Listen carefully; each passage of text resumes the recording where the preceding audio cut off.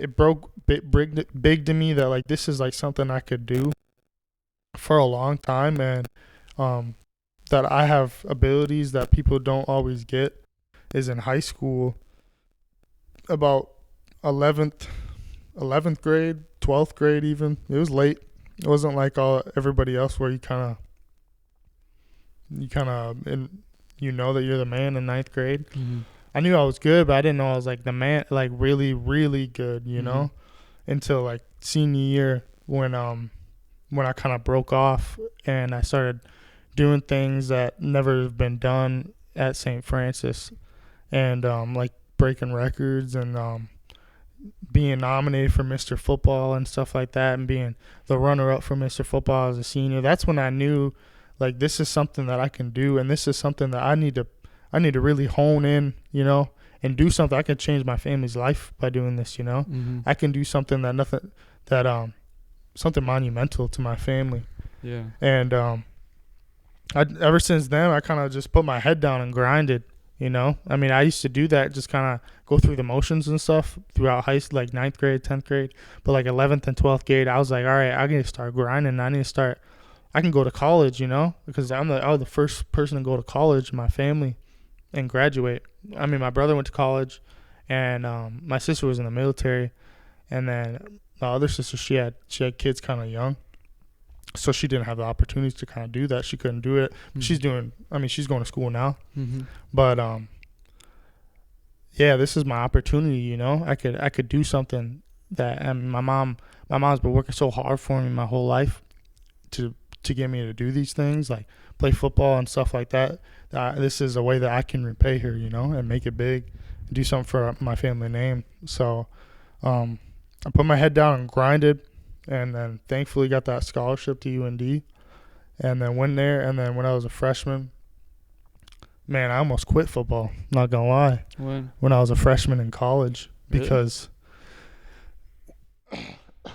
when you get to college, you see like the nuts and bolts, you know. You see how hard it is, and you see the real grind, you know. It's not like high school. You're cutting out that percentage of people. What I don't even know, 1%, 2-3% of people go to college, play college, and yeah, it's real small. Yeah, and then going to Division I school at that, even though it was FCS, it's still something that, I mean, not a lot of people do. Small percentage of football players do. So, it's real. Like, you go there and they throw a fat book in front of you and say, learn this, and you need to learn this by tomorrow. You know, you need to learn this. You need to know this like the back of your hand, because this is gonna be your life now. You know, the playbook.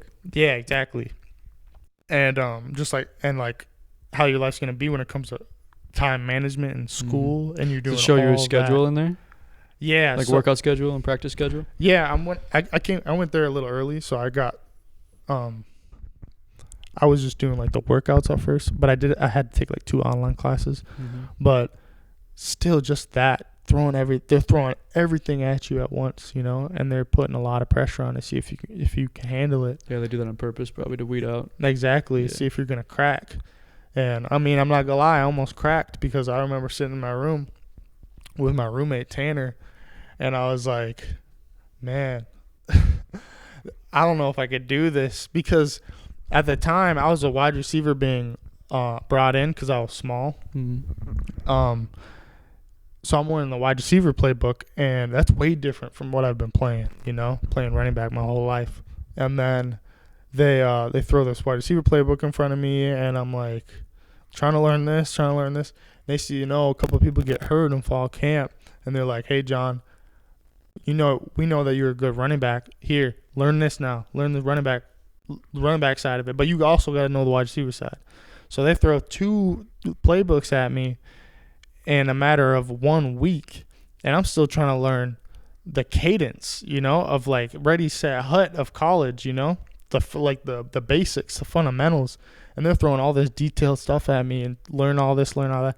Man, I was sitting in my room. It's hot, no AC, middle of camp, and I'm just like, is this really for me? Like, is this really worth it? But man, my boy Tanner talked me out of it. Said we're in this together. You know, you go in there as brothers. that freshman class, you look out for each other because those seniors and stuff, they want to see you crack. They want to see those guys weed out. And, like, we're in this together. And yeah, man, I grinded through, learned both. Next thing you know, my running back coach goes, all right, you're starting versus Wyoming. Josh Allen, he's playing on that team. And damn, yeah, you were there at the same time. You played him. Josh Allen was playing. So fuck. He's like, you're starting against a FBS team, 40,000 fans in the middle of Laramie, Wyoming, highest elevated stadium in the country. So, I mean, elevation and your Wyoming? Yeah, that's the highest elevated stadium in the country. You always hear about Denver. I didn't even know that about Wyoming. College Stadium, I think. It's like 5,000 feet or something. It's high up there. And you feel it. Yeah, man. It's. I was doing warm-ups. I was over there wheezing, wheezing and everything. But yeah, I remember that game like it was yesterday. It's crazy. Yeah. But I remember the flight, the drive. We had like an hour drive from our hotel to the stadium, and we show up and there's yellow everywhere, yellow fans. And, I mean, coming from high school, St. Francis, we got, 2,000 people at a game? Yeah, that had to be a big adjustment. It was like, what the fuck? And that was your first time? Yeah. You felt that, right? Yeah, exactly. That's the first game. 18 years old. I didn't even have my beard yet. I had a little goatee. Remember that little goatee I had in high school? I remember. I had a goatee. I had no facial hair. I had a little mohawk. And I walked out there for warm-ups, and I still remember the first song the song they were playing. It was Rich Homie Quan. Walked in $30,000 in my fucking ooh. Yeah, that was the first song. I forget what it's called. Ooh, by Rich Homie Quan. Yeah. I walked there in warm-ups, and I'm like looking up, and I see all these stands and stuff, and I'm like, dang. Here we go. Here we go, man. And then, yeah, it's kind of history from there. Was that moment had you pictured that moment before? Or was that like a kind of like a deja vu, dream come true moment? Or was it not really on your mind until you got to that moment, the fans and the difference of that atmosphere? It wasn't a deja vu moment, that's for sure. It was like a open your eyes. Like, oh shit, I'm here moment. Here we go. This is how it's gonna go. You rest your 3.5 years, 4 years in college. Yeah. And I mean, right then when I looked up, I was like, I knew this was for me, man. I was like, this is where I'm supposed to be right now. Like, a lot of people were telling me, like, why'd you go to UND, stuff like that, like. Versus other schools. I knew this was for me. I was like, this is where I need to be right now. This is where God wants me to be. And yeah, man. And then we ended up winning. I had my breakout game. I scored 2 touchdowns. I ran for like 140-something yards as an 18-year-old versus FBS school. And we got our first win as a Division I school in history. This is our first win versus an FBS team. So, yeah. And then it kind of took off from there. I kind of had the spot ever since. Me and Brady. We ran with it for all 4 years. And he was the same age? He was a freshman too? Yeah. Yeah, he was 17 at the time because he's in Canada. Young? Yeah, he's younger than me. Fuck. Yeah, he was 17. So you guys are both. Looks like a grown-ass man, too. Does he? Yeah. He looks older? He had all those tattoos. I was like, damn, this is what 17-year-olds look like in Canada at the D1 level. I was like, damn. He was all jacked up, big, I think it was like 215. Yeah, he was a bigger back, right? Yeah. Yeah. He was big coming in. Kind of like a 1-2 punch. He looked like a grown-ass man. I remember that. I was looking at Brady like, I look like a little toddler compared to him.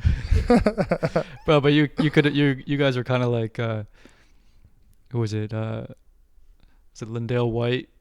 I mean, I'm sure Brady wasn't this big. Remember for the Titans? Lindale White was a big back, and they had Chris Johnson. Yeah. Yeah, like a 1-2 punch. That's exactly how it was. Thunder and lightning. That's what they called us. Yeah. Yeah, we grew off each other so much and had so much fun. That moment had to be crazy though, because that's probably So different. Like obviously camp was probably different. Like you're saying, the playbook, everything seemed more serious. But I'd imagine you didn't, until that moment of seeing that many people in the stadium. Like we didn't grow up in Texas where football stadiums are huge. Yeah. So that had to be like a really special adrenaline. It was. Crazy pump moment. It's a lot different than homecoming at St. Francis. I'll tell you that. Check the mic and make sure it sound right, boys.